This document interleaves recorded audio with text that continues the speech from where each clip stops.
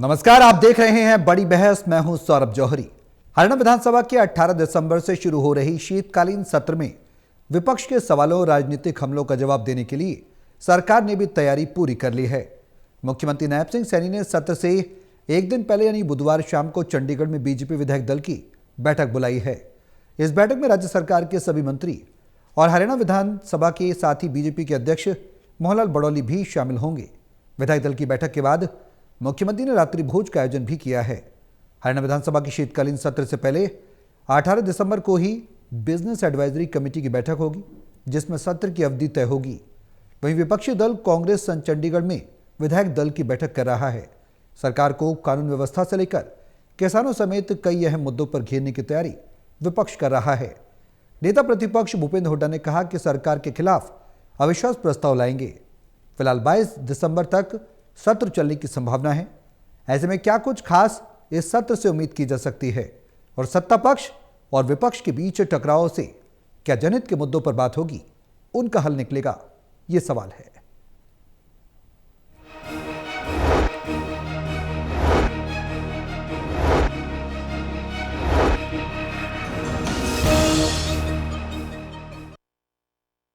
तो 3 दिन तक चलने वाले हरियाणा विधानसभा के शीतकालीन सत्र में कितना अहम ये सत्र रहने वाला है। सरकार के खिलाफ जो मुद्दे विपक्ष ने उठाए हैं, खासकर धान घोटाले पर सरकार को घेरने की तैयारी है, अपराध और कानून व्यवस्था पर सरकार को घेरने की तैयारी है, खिलाड़ियों की मौत पर सरकार को घेरने की तैयारी विपक्ष लगातार कर रहा है, और प्रदूषण का मुद्दा और बेरोजगारी का मुद्दा, ये तमाम मुद्दे हैं जो विपक्ष लगातार इस पर मंथन कर रहा है। सरकार इनका हल कैसे निकालेगी, आम जनता को जो ज्वलंत मुद्दे हैं उनका कितना समाधान मिलेगा, कितनी राहत मिलेगी, तमाम सवाल हैं जिनके जवाब हम तलाशने की कोशिश करेंगे। सरकार की तैयारियों पर भी बात करेंगे, विपक्षी रणनीति पर भी बात करेंगे, लेकिन उससे पहले एक रिपोर्ट आपको दिखाते हैं। रिपोर्ट देखिए, फिर अपने पूरे पैनल के साथ करेंगे चर्चा की शुरुआत।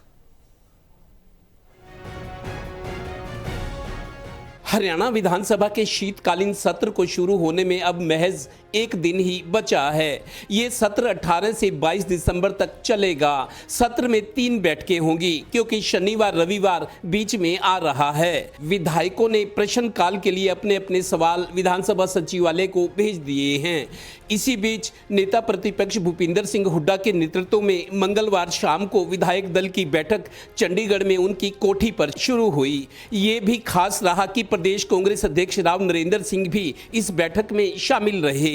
हुड्डा सीनियर का कहना है कि कांग्रेस सरकार को जनहित के मुद्दों पर मजबूती से घेरेगी।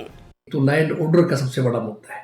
हरियाणा में कानून व्यवस्था बुरी तरह खराब हो चुकी है, ऑर्गेनाइज गैंग काम कर रहे हैं, किसी प्रकार का भी कोई सुरक्षित नहीं महसूस कर रहा हर व्यक्ति यहाँ का। साथ में हम किसान के मुद्दे के ऊपर जो सरकार की एमएसपी की बात थी, भावांतर की बात थी, खाद और बीज की बात है, इन सब मुद्दों पे किसान पूरी तरह से संतुष्ट है। धान घोटाला आपके सामने हुआ, बड़ा भारी लोगों की नज़रों में है इस बात को लेकर के।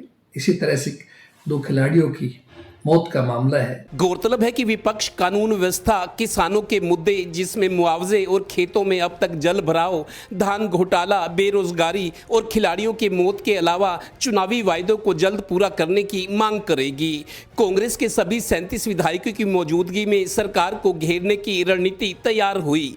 हालांकि नायब सिंह सैनी सरकार भी हमलों का जवाब देने के लिए तैयारी कर रही है। इसीलिए प्रदेश में कई जिलों में डिस्ट्रिक्ट ग्रीवेंस कमेटियों की बैठकें मंगलवार को ले ली गई ताकि मंत्री सेशन की तैयारी कर सकें। और हाँ, नायब सिंह सैनी सरकार शीतकालीन सत्र में 6 अध्यादेश ला सकती है। इसके बाद कुछ और अध्यादेश भी सूचीबद्ध किए जाएंगे। तो बहुमत की बीजेपी सरकार का सदन में कांग्रेस के 37 विधायकों से मजबूती से आमना सामना होगा। 2 बार के सीएम नायब सिंह सैनी के सामने 2 बार के पूर्व सीएम भूपेंद्र हुड्डा सियासी तौर पर पंजा लड़ाएंगे। Haryana bureau, total news.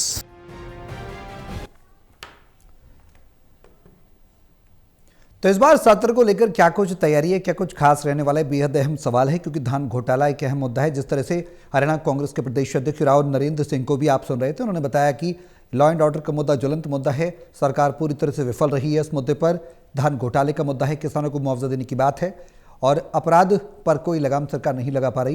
यानी विपक्ष पूरी तरह से रणनीति बना चुका है। तैयारियां लगातार बड़े स्तर पर लामबंद होता हुआ विपक्ष नजर आ रहा है। सरकार के खिलाफ खिलाड़ियों की मौत का मामला है। हमने देखा कि किस तरह से जो बेसबॉल का और बास्केटबॉल का जो कोर्ट था उसमें खिलाड़ियों की मौत हुई, एक के बाद एक 2 खिलाड़ियों की मौत हुई।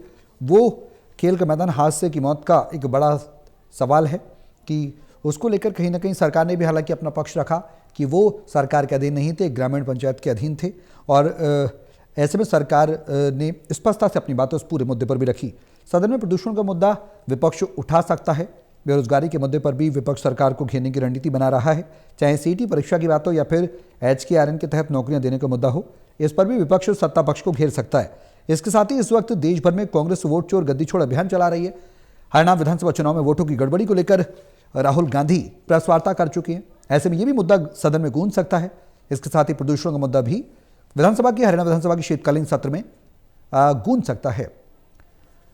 नए विधानसभा भवन का भी मुद्दा उठाया जा सकता है, ऐसे भी जानकारी है। इसके साथ ही चंडीगढ़ में नए विधानसभा भवन को लेकर भी सदन में विपक्ष अपनी आवाज बुलंद कर सकता है।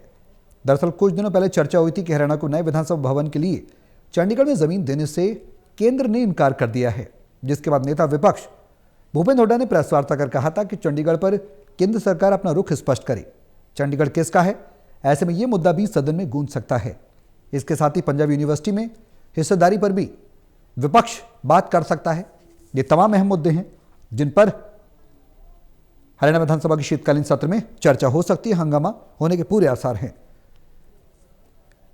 और भूपेंद्र सिंह हुड्डा लगातार रणनीति बना रहे हैं अपने विधायकों के साथ, और किसानों से लेकर कानून व्यवस्था के मुद्दे को लेकर लॉ एंड ऑर्डर एक अहम मुद्दा है। सरकारें बनती हैं बिगड़ती हैं इस बड़े मुद्दे पर, जैसा कि राव नरेंद्र सिंह ने प्रदेश अध्यक्ष हरियाणा कांग्रेस के, उन्होंने भी इसको कोट किया। उधर सरकार भी डिस्ट्रिक्ट ग्रीवेंस कमेटी की बैठक कर चुकी है और उसमें बैठक में कई अहम रणनीतियां सरकार के द्वारा बनाई गई हैं कि विपक्ष जो मुद्दे उठाए उसको सटीकता के साथ जवाब दिया जाए।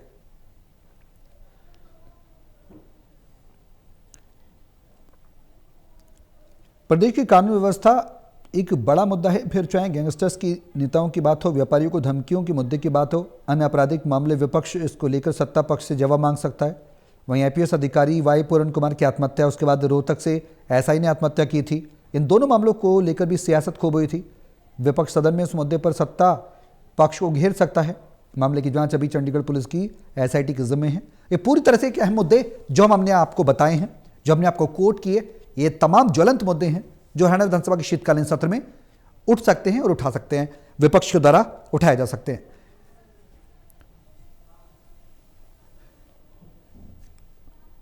पानीपत से टोटल टीवी के एसिड एडिटर देवेंद्र कथुरिया हमारे साथ चर्चा में शामिल हो चुके हैं, सीधे उनका रुख करेंगे।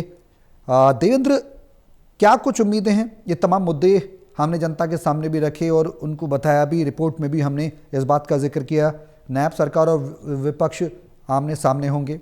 कितना खास रहने वाला है शीतकालीन सत्र, और 3 दिन का ये सत्र है, ऐसी भी जानकारी मिल रही है। पूरी जानकारी विस्तार से आप दें हमें। बिल्कुल स्वरूप, देखिए 18 दिसंबर को, आज 16 तारीख को खत्म होगी, एक दिन से पहले 18 दिसंबर को सत्र शुरू होगा। 18 से 22 दिसंबर शनिवार छुट्टी रहेगी। 3 मीटिंग रहेगी, टोटल 3 बैठकें। 18 को होगी, 19 को फिर लास्ट में हुई, तो 3 बैठकें। मुद्दे बहुत गरमाए हुए, जैसा भूपेंद्र हुड्डा ने अपने बयान में मीडिया से कहा है, वो जोर तरीके से सरकार से जवाब मांगेंगे, सरकार को भेजेंगे। मुद्दों की बात करें तो लॉ एंड ऑर्डर का मुद्दा काफी पहले चल, लॉ एंड ऑर्डर है, किसानों के मुद्दे हैं। किसानों के बारे में ये कहा जाता है कि अभी भी जो बारिश और बाढ़ 1.5-2 महीने पहले आई, अभी भी कई खेतों में पानी जल खराब होगी, फसल खराब होगी, आगे फसल बो नहीं रही। मुआवजे की मांग है। अभी कल पानीपत में एक देश स्तरीय किसानों की बैठक हुई जिसमें कहा गया कि इनको मुआवजा नहीं मिला, तो मुआवजा नहीं मिला, फसल पिछली खराब होगी, अगली बो नहीं सकते क्योंकि अभी भी जल भराव है। उसके अलावा धान घोटाला है, कानून व्यवस्था है, बेरोजगारी है, और इससे बढ़कर मेरे को लगता है SIA वाला जो मुद्दा है, क्योंकि हरियाणा में भी जनवरी महीने में SIR शुरू हो रहा है, तो इन तमाम मुद्दों को एक बड़ी खबर अभी ये मिल रही है गौरव। भूपेंद्र हुड्डा ने ये कहा है कि सरकार अविश्वास प्रस्ताव, सरकार के खिलाफ कांग्रेस अविश्वास प्रस्ताव लाएगी। अविश्वास प्रस्ताव का आधार ये मुद्दे हैं जो मैं बता रहा हूँ। तो भूपेंद्र हुड्डा जो नेता प्रतिपक्ष है, उन्होंने कहा कि सदन में कांग्रेस अविश्वास प्रस्ताव लेके आएगी और सरकार को घेरेंगे। उससे पहले आपको ये बता दें, अभी जैसे संसद में बिल पेश किया जा रहा है, मनरेगा का नाम बदला जा रहा है, नया नाम दिया जा रहा है। इसने कहा पूरे देश में प्रदर्शन करने की बात कही है, ऐलान है। तो 18 को जो सदन में कांग्रेस घेरेगी हरियाणा के नेता जो है मुद्दों को लेकर, नायब सरकार को, लेकिन कल पूरे देश में मनरेगा का नाम बदलने के खिलाफ आक्रोश दिखाया जा रहा है। और कल पूरे देश में, चूंकि सदन की कार्रवाई तो हरियाणा में परसों से होनी, लेकिन कल पूरे देश में, जिसमें हरियाणा भी शामिल है, मनरेगा का नाम बदलने के खिलाफ कांग्रेस बड़े स्तर पर कल ये धरने प्रदर्शन करेगी। और एक तरह से राजनीति अचानक वाया दिल्ली गरमा गया। हरियाणा का सदन शुरू होगा, लेकिन संसद में जो मनरेगा का नाम बदलने का बिल आज पेश किया जा रहा है, उसके खिलाफ कांग्रेस ने ऐलान किया है 17 दिसंबर को पूरे देश में मनरेगा बिल के खिलाफ, मनरेगा का नाम बदलने के खिलाफ कांग्रेस सड़कों पर उतरी। जी अब देवेंद्र, सवाल ये है कि जिन मुद्दों को विपक्ष के द्वारा उठाया जा रहा है उनमें आधार कितना है? क्योंकि हमने देखा विधानसभा का जब चुनाव हुआ उस दरमियान भी विपक्ष ने तमाम मुद्दे उठाए, लेकिन बात की जाए कांग्रेस की तो कांग्रेस उस तरह से उसको भुना नहीं पाई।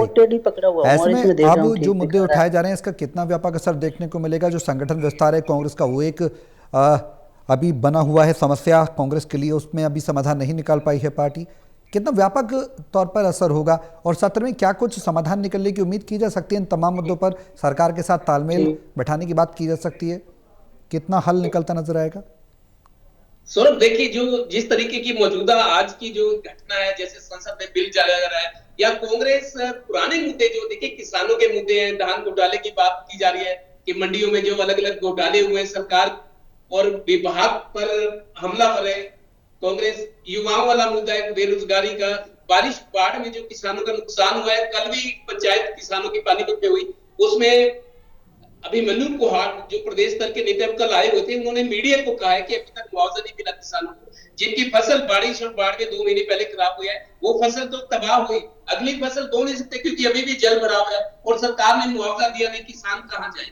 इसके अलावा धान वाली बात है कि पौने पौने दाम मिले, हालांकि हरियाणा सरकार दावा करती है कि हरियाणा में सभी फसलों पर एमएसपी मिल रहा है, उस बात से भी इनकार कर रहे हैं। युवाओं वाला मामला है, लॉ एंड ऑर्डर की स्थिति है, बीच बीच में 1-2 दिन ठीक रहता है, फिर कोई ऐसी बड़ी घटना होती है जिससे लॉ एंड ऑर्डर पर सवाल खड़े। तो कांग्रेस के पास मुद्दे बहुत है, जैसा भूपेंद्र हुड्डा भी कह रहे हो, तो हुड्डा ने ये कह दिया है कांग्रेस अविश्वास प्रस्ताव लाएगी क्योंकि राजनीति आक्रामक हो गई है। कुछ मुद्दे जो चल रहे हैं, कांग्रेस ने जो दिल्ली में वोट चोर गद्दी छोड़ की महारैली की है, उस पर बीजेपी हमलावर हुई कि प्रधानमंत्री के खिलाफ अपमानजनक शब्दों का प्रयोग हुआ है, माफी मांगने की सदन में बात हो रही है, संसद में। तो अब ये मनरेगा वाला जो बिल आज पेश किया जा रहा है, इसके खिलाफ कांग्रेस हमलावर हुई है कि कल पूरे देश में मनरेगा का दरअसल बता दूं मैं, बहुत सारे शायद कांग्रेस नेताओं को भी नहीं पता। सुनो, पहले इसका नाम राष्ट्रीय ग्रामीण रोजगार गारंटी नीति था, बाद में महात्मा गांधी का नाम जोड़ा गया जब मनमोहन सिंह प्रधानमंत्री थे और कांग्रेस की सरकार हरियाणा में भी थी। मनरेगा नाम था महात्मा गांधी राष्ट्रीय ग्रामीण रोजगार गारंटी योजना, इसका पूरा नाम ये था। लेकिन मनरेगा का नाम बदलने के लिए अब बीजेपी ने कह दिया कि विकसित भारत बीबी और ऐसे एक नया नाम दिया जा रहा है, जिसके लिए आज बिल भी पेश हो रहा है। तो कांग्रेस ने ऐलान कर दिया आज बिल पेश होते ही कि कल पूरे देश में मनरेगा का नाम बदलने के खिलाफ कांग्रेस सड़कों पर उतरेगी और दावा किया जा रहा है कि के साथ है। तो लिहाजा कल का नाम बदलने के विरोध में और परसों सदन की कार्रवाई है हरियाणा।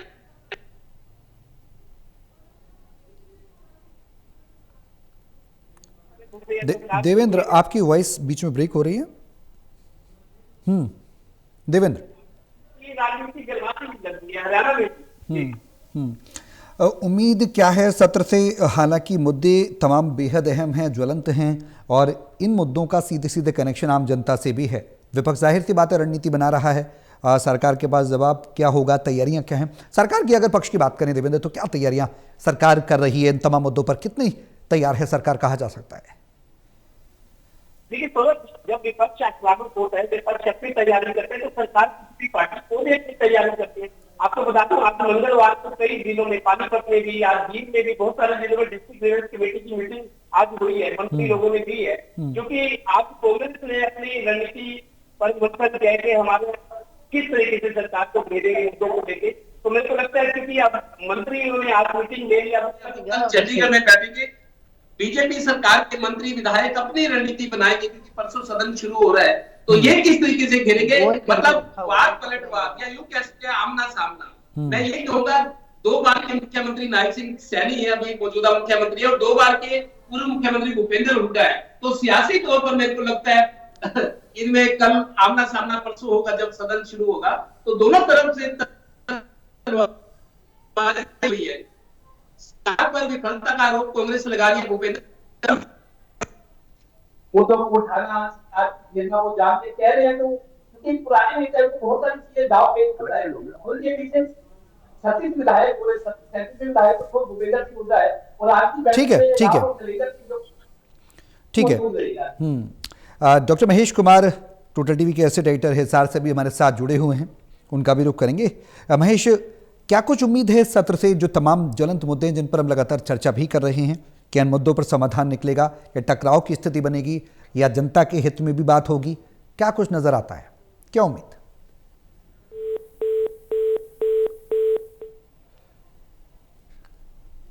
हमारे सहयोगी महेश हमारे साथ एक बार फिर से जुड़ेंगे। वरिष्ठ पत्रकार वीरेंद्र सोनी जी हमारे साथ चर्चा में बने हुए हैं। वीरेंद्र जी, क्या कुछ उम्मीद की जा सकती है शीतकालीन सत्र से? 3 दिवसीय सत्र बताया जा रहा है, कितना उपयोगी ये सत्र साबित होने वाला है? टकराव की स्थिति बनेगी, समाधान निकलेगा, किस दिशा में बढ़ता नजर आ रहा है मौजूदा स्थिति को देखते हुए, अगर पूरा एनालिसिस करें तो?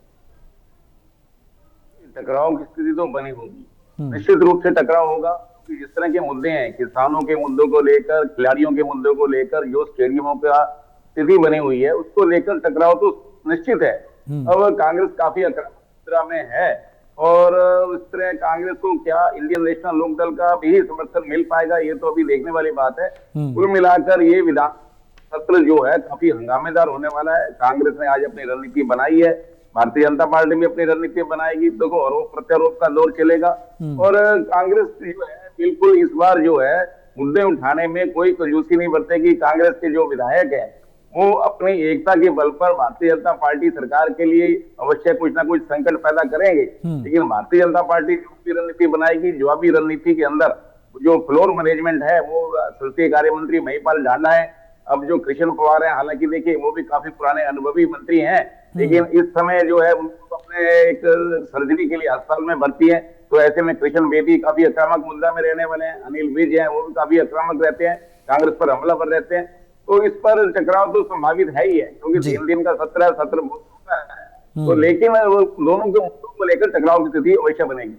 अब वीरेंद्र जी, बिल्कुल एक सवाल बेहद अहम, जो जनता के मुद्दे हैं, जनहित के मुद्दे हैं, उन पर हल निकलने की उम्मीद की जा सकती है? टकराव में यह सत्र निकाल दिया जाएगा, क्या माना जा सकता है?